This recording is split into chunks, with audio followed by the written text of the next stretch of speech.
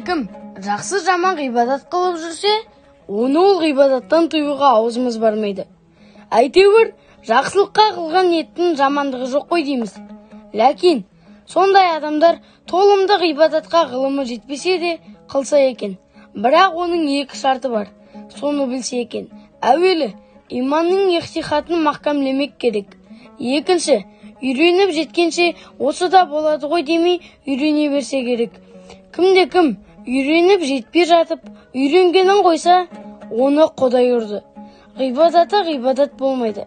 Ләкин, кім иманның неше нәрсе бірлән камалат табатығынын білмей, қанша жерден бұзылатығынын білмей, басына шалма орап, бірадар атын көтеріп, орасшыл, намазшыл болып жүргені көңілге қалым бермей тұрып, жыртысын салғанға ұқсайды.